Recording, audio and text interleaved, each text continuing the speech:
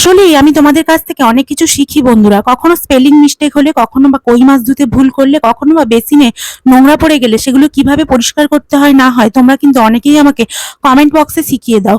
যদিও অনেক ট্রোল হই, কিন্তু তারপরেও যে মানুষগুলো আমাকে এতদিন ধরে শিখিয়ে এসছে এবং বলে দিয়েছে নিজের ছোট বোন হিসেবে, নিজের দিদি হিসেবে এবং নিজের মনে করে, আমি তাদের কাছে কৃতজ্ঞ নয়। তাদের অনেক অনেক ভালোবাসা, এবং তারা যেন এভাবেই মানুষকে শিখিয়ে দেয়, শেখানো জিনিস কিন্তু অনেক অনেক ভালো।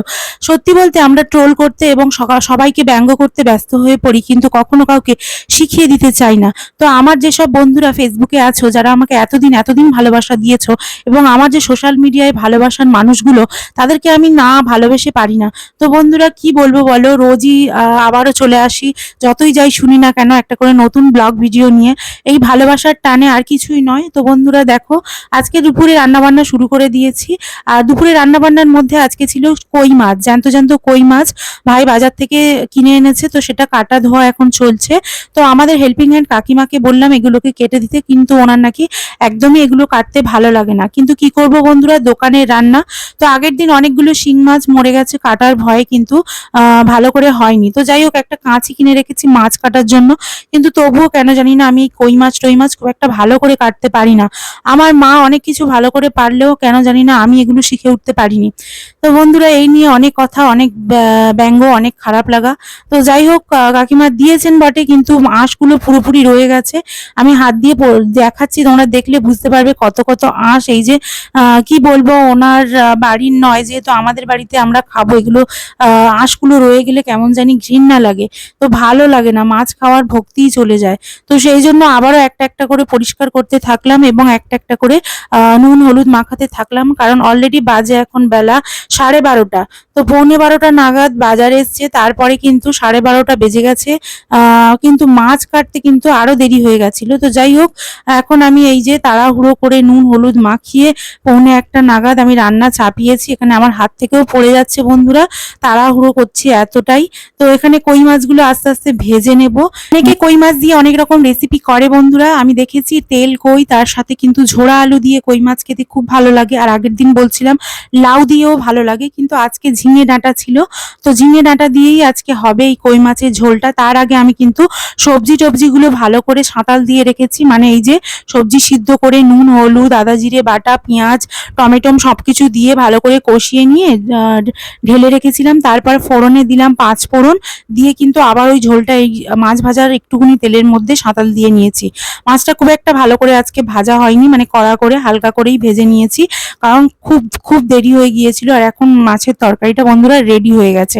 আর আমি ইতিমধ্যে কি করলাম, স্নান করতে যাচ্ছি বন্ধুরা। ব্রাশ করতে করতে আমার একটা বাজে অভ্যেস আছে, আমি সকালে যতই ব্রাশ করি না কেন, আমি স্নান করার সময় আবার ব্রাশ করি। তো বন্ধুরা দেখো, এখন আমার রান্না বান্না কমপ্লিট হয়ে গেছে, দোকানে ভাত যাবে। তো ভাবলাম এবার স্নান টান করে নিই, কারণ স্নান করতে অনেকটাই বেলা হয়ে যায়। তো দুপুরে রান্না বান্না এখানে কমপ্লিট। এরপরে দেখাবো আগের দিন রাত্রিবেলা কি রান্না বান্না করেছিলাম। আগের দিন রুটিগুলো দেখো বন্ধুরা, খুব একটা ভালো ফুল ছিল না কেন জানি না। তো যাই হোক, কয়েকটা ফুলেছে আর কয়েকটা ফোলেনি, এই নিয়েই হলো মানে। আর আমার শাশুড়ি মা বেলে বেলে দিচ্ছিলেন। এখানে রুটিগুলো হয়ে গেছে, আমি এবার একটা একটা করে ভিজিয়ে নেব। আমি আগেবারেও তোমাদের দেখিয়েছি যে বন্ধুরা, আমরা ভিজানো রুটি খাই, মানে সবাই নয়, কয়েকজন। তো এই যে বাড়ির কয়েকজন ভিজানো রুটি খাই। তো এই ভিজানো রুটি খেলে কিন্তু পেটের অনেক সমস্যা হয় না। তো পেটে অনেকটা মানে কি বলে, এই যে গুঁড়োগুলো, রুটির আটার গুঁড়োগুলো, এগুলো পেটের মধ্যে যায় না। তো এগুলো ছিল শুধু আটার রুটি।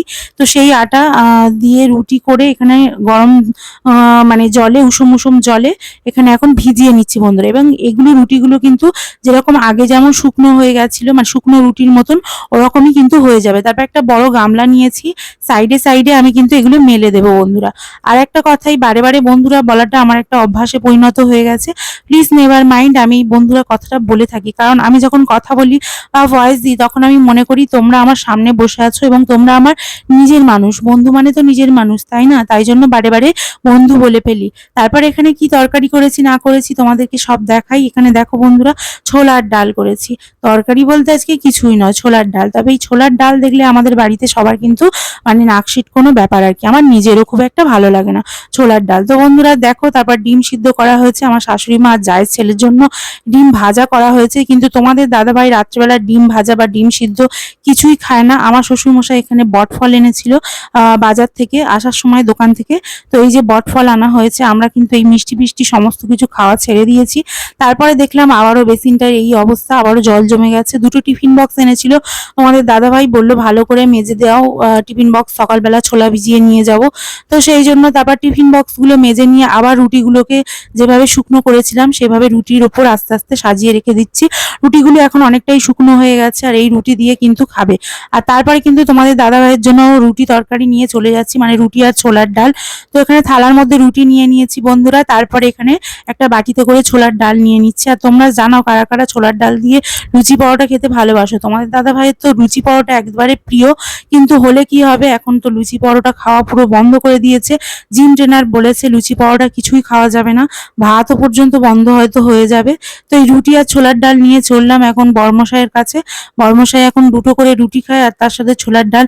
আমি অবশ্য 3-4টে রুটি দিয়েছি, ও কিন্তু খায়নি।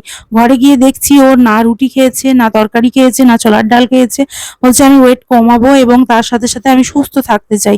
তো বন্ধুরা, কোনো মানুষ ইচ্ছা করে জোর করে নিজেদের ওয়েট বাড়ায় না এবং খারাপ থাকার চেষ্টা করে না।